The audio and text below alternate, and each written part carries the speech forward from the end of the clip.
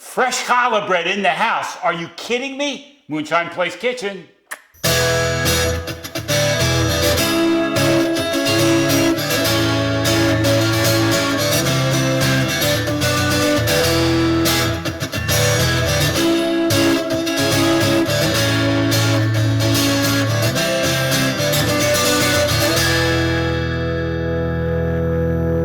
Welcome to the Moonshine Place Kitchen. Boy, do we have a treat for you today. My favorite, my all-time favorite bread to make, to eat, to make French toast out of, to have on the dinner table, you name it. It is absolutely my favorite.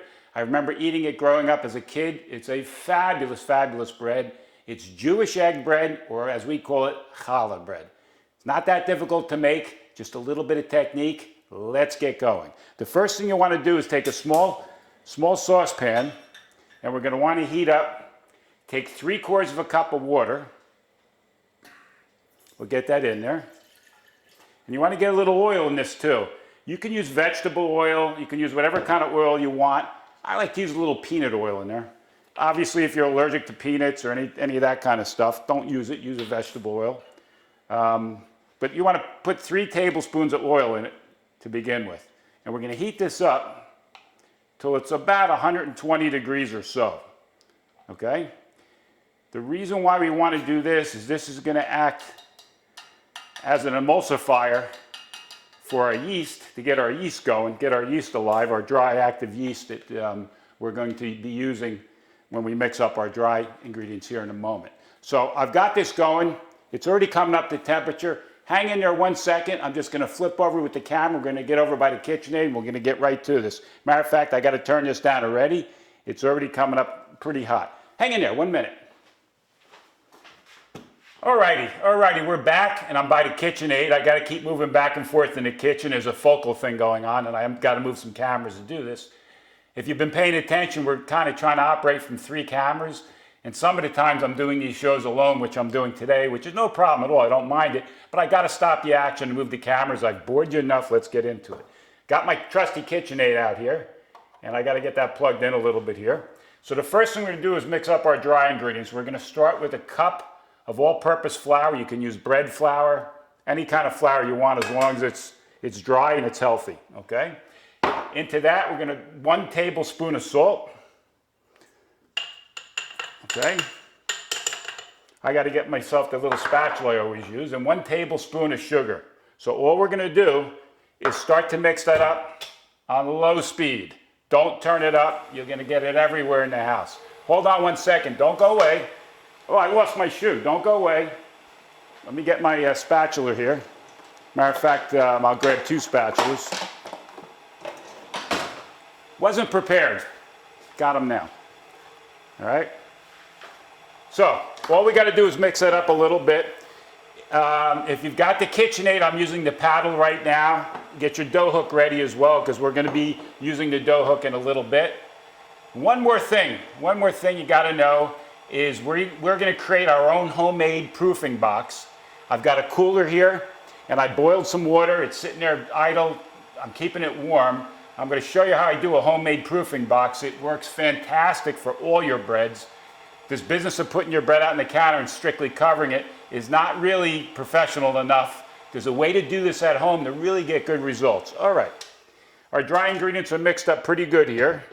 Okay, now everything looks good in there. I'm just going to scrape around this bowl a little bit, make sure everything's looking good. Looks good. So what we're going to do is we've got our water and oil, which obviously it doesn't mix, but it's warm. It's about 120 degrees, and we're going to trickle that in. Just start by trickling that in. You really don't want this thing to get, if you put all the liquid in at once, it's going to be really, really hard to get rid of the balls that'll form. So you really want to trickle this in nice and slowly. If you've done any kind of baking at all, you kind of know that. I expect most people that are watching this video, they've done some baking. And if you haven't, follow along. If you can pick up a little hint or two, it makes me feel good, you know? Okay, so now that I got that in there, I'm going to go ahead and turn this mixer up a little bit. maybe not that much, but I'm going to turn it up a little bit and I'm going to let it mix for a couple of minutes. Okay? So basically, we want to get this to really even out as much as possible. And after that, we're going to be adding a couple of more ingredients. We're going to get into some eggs. Now, what I've done is I've gone ahead and I've taken the egg yolk out of one egg, reserved that. Took the white and then 3 more eggs, and we're going to stick that in there as well. So at this point, hasn't quite been 2 minutes, but I'm going to turn this way down. I'm going to go ahead and put the eggs in. And there goes the eggs. That egg yolk that I've reserved, we're going to use that a little bit later to coat the bread to get a nice shiny finish. At this point, I've got a little 1/4 ounce bag here of rapid rise, Fleischmann's rapid rise. Any yeast will do. This instant yeast works fine enough for this. You can put a little bit extra yeast in if you want, but I don't like to get the flavor, too much flavor of yeast in it. All right? But now we're going to go ahead and stick this yeast in now that we got all that in there. We're going to go ahead and get that in and let that mix in. And we don't need that anymore. Okay? So that's mixing up really nice. Let me go ahead and shut this off and scrape this bowl a little bit. I'll leave this over here to put this spatula in. Yeah, that looks really, really good. It's nice and even. There's really no clumps in it or anything, so that's really what you want. You want a nice little mixture here. We'll get some of that yeast off the paddle as well. You could have put the yeast in when you just had the dry ingredients, but I like to make sure that the mixture is a little bit firmly wet with the eggs before I put that in. Okay, let me grab a towel here so I can wipe my hands a little bit. So we're going to mix that up a little bit more, and then we're going to add about 1.5 cups more flour. Now we're going to dribble this flour in, and at some point we're going to have to switch over to the dough hook here. That's coming. We're going to have to switch over to the dough hook. You're going to have to watch if your KitchenAid starts to carry on too much, it's going to be overwhelming for the paddle. Flip it over. So here we go. We're going to start moving. Like I said, another 1.5 cups of flour. We'll start padding that in. Now, I don't want to bore you with all these little details and how I'm putting this flour in, but I've mentioned this many times. We cook for real. This is the real deal.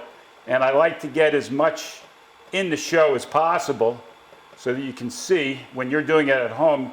If you run into any kind of little trouble, you can go back and reference our video and see, well, what the heck was Gary doing at this point? And most of the times you're going to ask yourself and you're going to be like, I have no clue what Gary was up to. He makes no sense. I usually don't. Okay. Now, there's one more thing you have to know. That wherever you live and whatever your conditions are, whether it's a dry day or a humid day, is going to affect how much flour you actually use. Now, I'm going to tell you right now, it's a little humid today. I'm going to have to add more flour. I'm going to have to go grab some more flour and put more flour in this. That's simply not going to be enough flour right now. But I'm going to go ahead and let this mix a little bit more. I'm going to grab some more flour, flip over to the hook, and start kneading it. Don't go away. We'll be right back. Moonshine Place Productions produces several shows on YouTube, including the popular Moonshine Place Kitchen, restaurant reviews and other shorts, full-length documentaries and docuseries, a look at wildlife in neutral Melbourne Wild Kingdom. Moonshine Place Productions, a rising beacon of light. Welcome back, welcome back. So I added roughly about 1/2 cup more flour, just enough to give it some body. Hopefully you can see on the overhead shot. You know what, let me move this back. Make sure you can see on the overhead shot. It formed up as a ball in the bowl as it's going. I've been kneading this now for a couple of minutes. It's really looking good. What you want to see it do is you want to see it go up on the kneading hook and pull off like it's doing. You see that? That's really what you want to see it start to do. And it's been doing that for a few minutes, and we're in really good shape on that. Hopefully you can see that, like I said, on the overhead shot. So I'm going to go ahead and I'm going to shut this off. And I'm going to go ahead and pull this off the hook. Boy, that looks really nice, you know. Let me get this. And let's pull that right off the hook. Okay. Now the dough is still very moist, which is fine. We're going to be adding more flour to it as we knead it by hand, okay? So I'm going to go ahead and unplug the KitchenAid. Let's get that moved out of the way. Now I got my hands dirty, okay? So that's out of the way. Hopefully that's not blocking anything there. All right, so the first thing we're going to do is get our surface set up. A lot of people have those snazzy vinyl.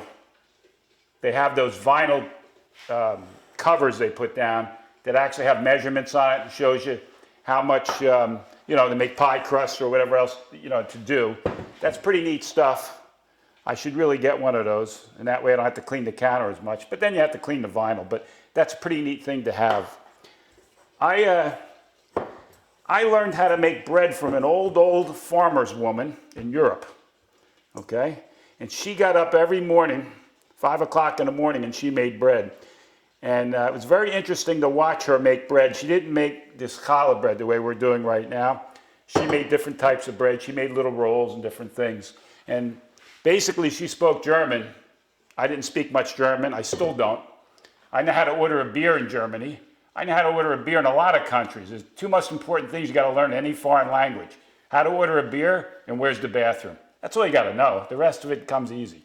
Anyway, this woman taught me something, like I mentioned, about weather.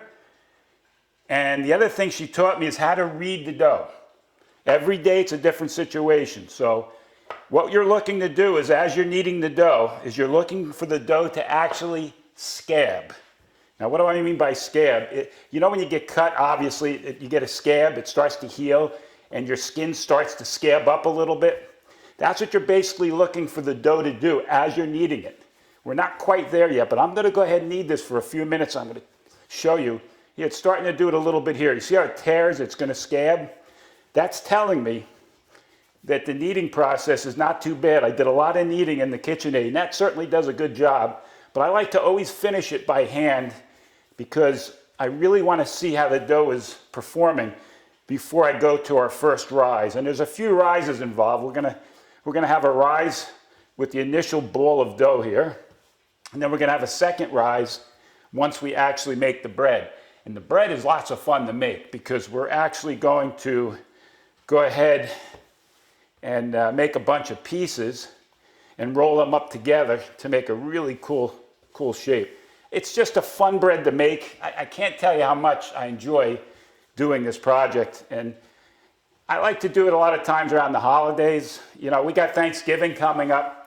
And this would be really good. I know it's not necessarily a Thanksgiving dinner thing, but if you have family over and you make this bread, this Jewish egg bread, I don't think it's going to last to the morning, but boy, if it does, when you cut it thick, like thick cut challah bread, and you make French toast with some really good syrup, heat up your syrup. You can make a little cinnamon butter. Forget it. These people are never going to forget this. For Thanksgivings to come, all they're going to do is talk about the breakfast, not the Thanksgiving dinner. I'm telling you. All right, so what are we looking for here? That's starting to look really good. You see how it's scabbing? The dough is actually scabbing now. I don't really think we have to do much more kneading. Like I said, we kneaded quite a bit in the KitchenAid. Now, what I'm doing now is forming the ball. What you want to do is you want to keep turning the ball and wrapping under. See what I'm doing? And what ends up doing is you're pushing the dough in on itself, see? And then you want to pinch that. The reason you want to do that is you're doing a final stretching and shaping of the dough. You really want to pinch the bottom hard, okay? And this dough is really looking good today. I think we're going to end up with a nice loaf. So there you go. We got a beautiful ball. All right, now, I've greased up this stainless pan with some Crisco. Put your ball in and roll it around a little bit. All right, put your ball your dough ball in and roll it around a little bit. Get the grease all around the outside. Let it sit nicely just like that. So that's kind of good right the way it is right there. The next thing we're going to do here, we're going to make our proofing bin right here. So what we're going to do, I got to get some of this dough and stuff off my hands. So what we're going to do is I have this Coke cooler right here. All right? Right there. I've boiled water. Hopefully I won't burn my hands on this. Let me get this stove from the other side. I've boiled some water. And what this is going to create is a nice, temperate, warm atmosphere in here. Humid atmosphere. That yeast actually likes a lot of humidity. Okay, so it's going to create some steam. It's really going to be nice. I'm going to go ahead and put that in. I've got a Pyrex pan in there and a cooling rack. I'm going to put that in and let that just cool off just for a second. Okay, that looks pretty good. You didn't know we had special effects, right? All right, so in goes our stainless pan. Right on top of that, a nice clean kitchen towel. Put that right over the top. Just like that, okay? And all we're gonna do is cover it, and we're gonna let it proof for an hour. That's it. You can do this with a plastic bin. You can do this with, I guess you can do it with some kind of bag, like a vinyl bag or something. We happen to have this neat Coke cooler we bring out in the bar once in a while when we have company. But in this case, it fits perfectly, it works perfectly. All I'm trying to say is get a little steam, put it in an enclosed environment, put a towel over the top. This sucker is gonna be happy, happy, happy. Come back in an hour, we're gonna go and we're gonna make up our bread, get it on the pan, go for a second proof. This thing goes quick, it happens, and it's gonna be good.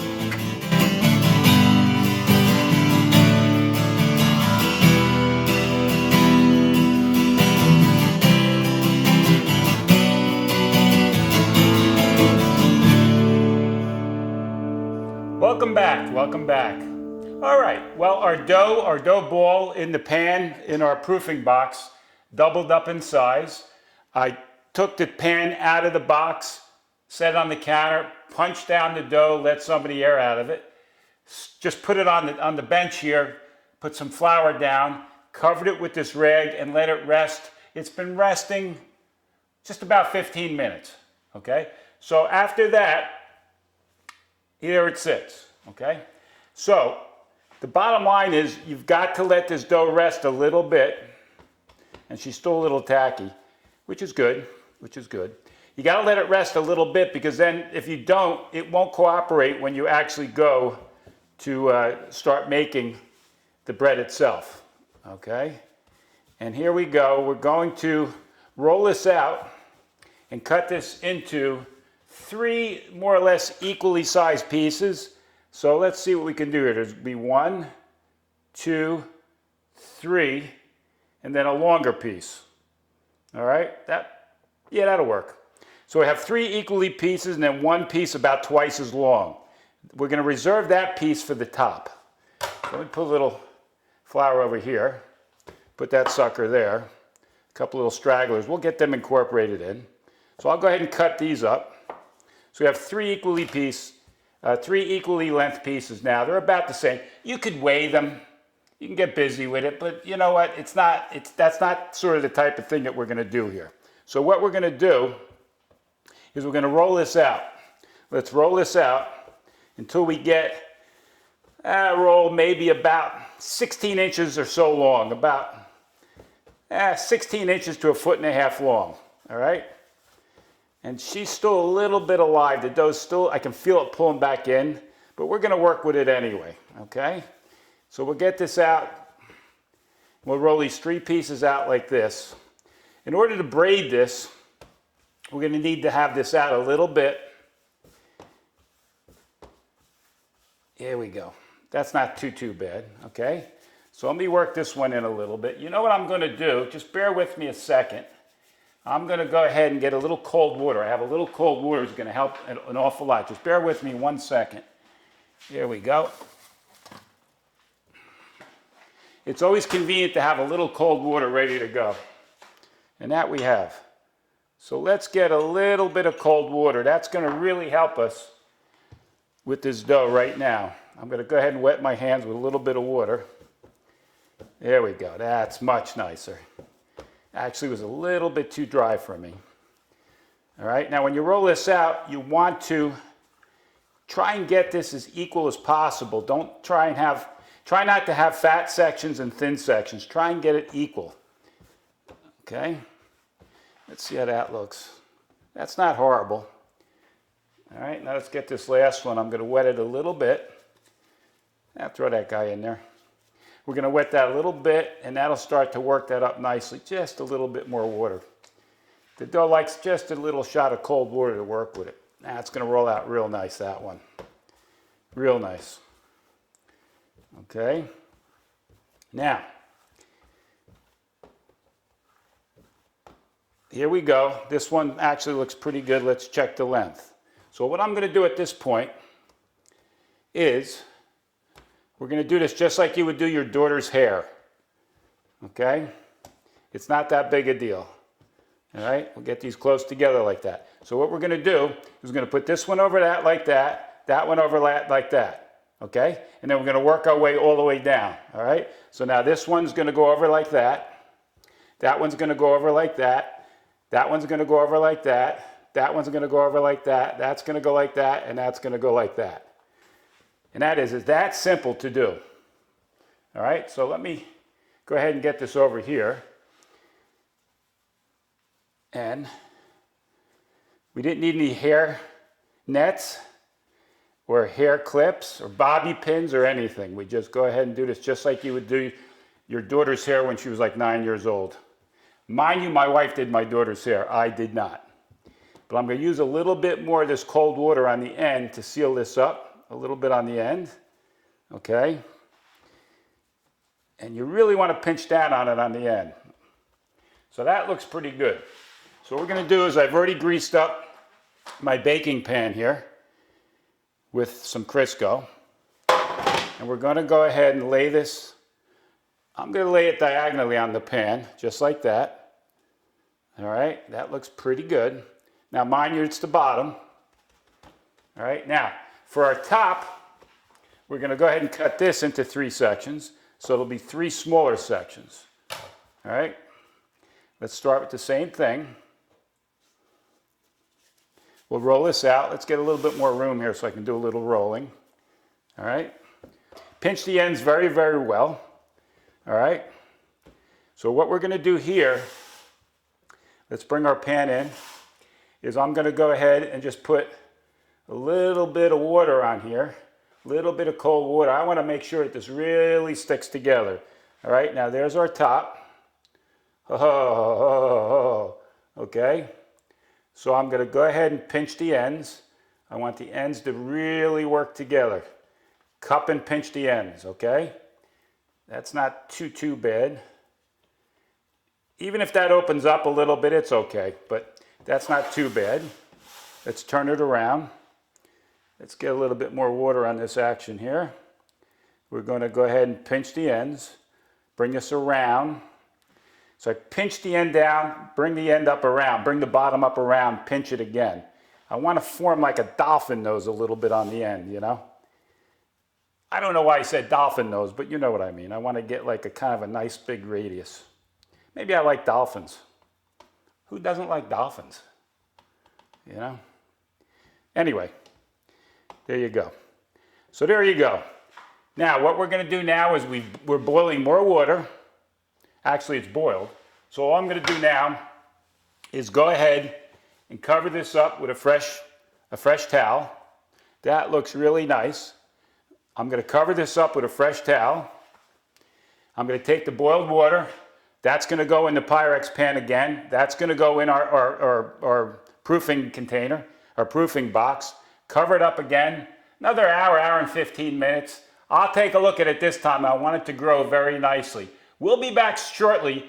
You're sticking with us today because you really want to see it. It's getting exciting. You really want to see what's going to happen. Come on back. Alrighty, welcome back. Our loaf of bread has been sitting in our proofing box for about an hour and 15 minutes. Let's take a look at it. Put this up on the counter. And there's our loaf. Boy, that come out nice, huh? So what we're going to do now, if you remember, we reserved our first egg yolk. While we were away at break, I opened up another egg and I got 2 egg yolks in here. So I'm going to go ahead and get these mixed up a little bit. Got a little bit more of that water. I'm going to add some of that water. And we're going to go ahead and mix that up nicely. And we're going to go ahead and paint this on top. I've preheated the oven. The oven is right now 375 on bake. It hasn't quite hit the 375 mark yet, but the buzzer will go off in a minute or two. So there we go. That looks pretty good. So we're just going to go ahead and very lightly paint this on top. You can dribble it on, paint it on top. And what this is going to do is going to help give us a very nice glaze when we bake. All right? You can go ahead and bake this the way you see it right now, or you can add sesame seeds or poppy seeds or whatever you want. I kind of prefer putting sesame seeds on this. I really, really like sesame seeds on my challah bread. I just like that taste. I really like the taste of the sesame seeds on it. You know, authentic Jewish egg bread, challah bread is really, they don't put anything on it. They just cook it this way. But I like to put some seeds on it. I think it really comes out pretty sharp that way. Really tastes nice. All right, there you go. The rest of this egg will just kind of cook in the pan. That won't really bother much of anything. But it will come out nice and golden brown. So let's get rid of this. We don't need that. Hopefully I don't spill that everywhere. We're going to grab some sesame seeds. Get rid of this as well. Put that right there. We're going to grab some sesame seeds, and you can be as liberal as you want. Whatever your tastes are. Or like I said before, don't even put any on. And there you go. We're ready to go ahead and get that right in the oven. I'm going to stick it in the oven. We're going to bake it for roughly 35 minutes or so. At that point, we're going to knock on it. If it sounds hollow, it's ready. We'll pull it out. It'll be on the cutting board. We got something cooking here, and it's going to be good. See you in a minute. Alrighty, we're back, and now it's the best time of the day. The house smells like fresh bread. The bread is out of the oven, and it's fantastic. I just got it out of the oven here just a few moments ago. It is cooling on the rack. It is still kind of warm. I normally don't like to cut it when it's this warm, but I'm so anxious to get into it. So let's go. Let's bring it over the cutting board here. I'll use this spatula here. Actually, I can probably hold it by hand. It's not too bad yet. And there you have it. All right, so let's cut right down the center and see how that came out. Ha ha ha. Look at that. Absolutely beautiful. Cut a nice, it's warm. It's warm. We'll cut a nice sliver right there. You can see on the overhead, you can see what we got.